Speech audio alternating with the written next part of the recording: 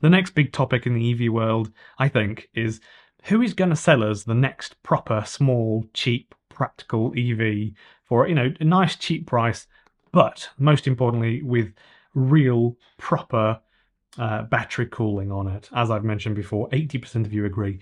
So likely the next few Renaults won't come to the market with battery cooling on it. That's proper battery cooling. They will sell you a car, stick a battery on it, and basically just let that battery capacity drop at a really quick rate. And I think that is a terrible, terrible thing, I think. And I think the battery will be buggered within 5 years for a lot of people, and 10 years if you're lucky.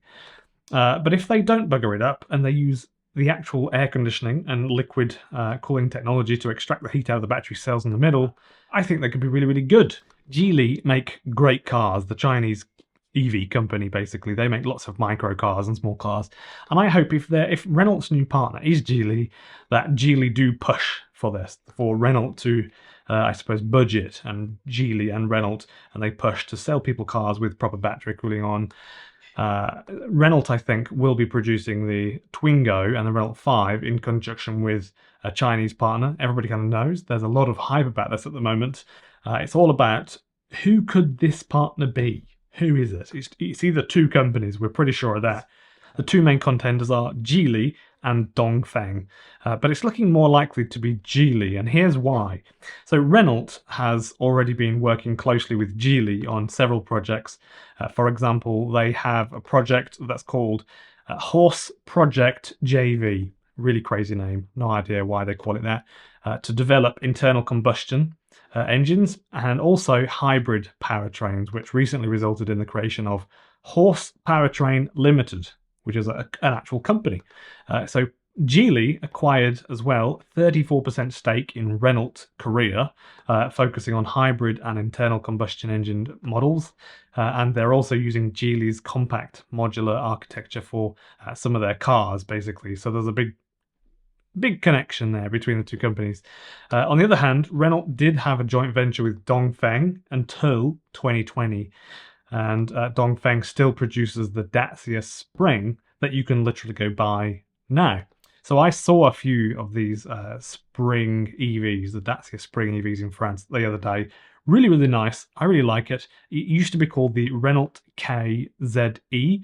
However, since Renault's involvement with Dongfeng has been really, really minimal in the last 4 years, and considering that Geely has more recently, they've been a part of these collaborations more with Renault, at least publicly.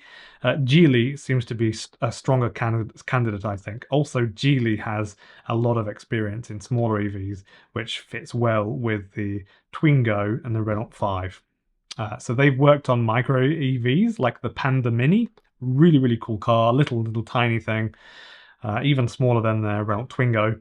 And they've also collaborated with Smart to create the Smart One. Plus, Geely's recent projects include the Zeekr X, which kind of shows their capability with small EVs. Also, they clearly like small EVs, don't they? They're very, very capable at producing small, cheap cars, and they obviously like them. So while Dongfeng is still possible, I think also it is basically all the signs are pointing to Geely being Renault's partner for the new Twingo and Renault 5. I think it's going to be really interesting to see how this collaboration plays out, especially with the European market being so competitive.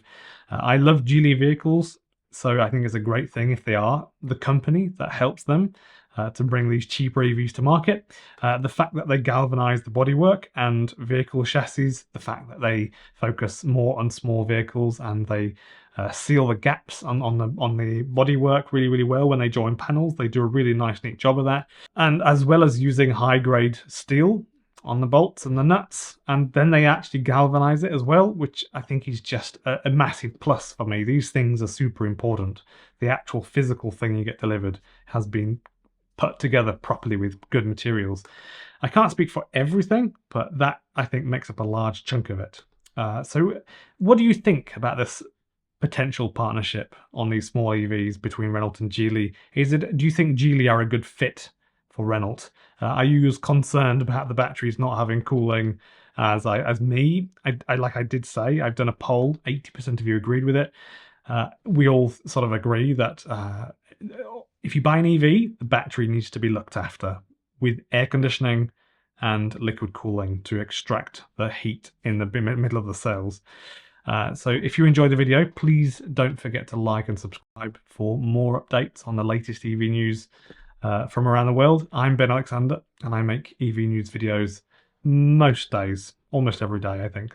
So thank you very much for your time, and I hope you enjoyed the video. Thank you for watching. Also, please remember to join the Facebook group if you're interested in joining a Facebook group. Basically, anyone who's interested in affordable, practical EVs, just join that group.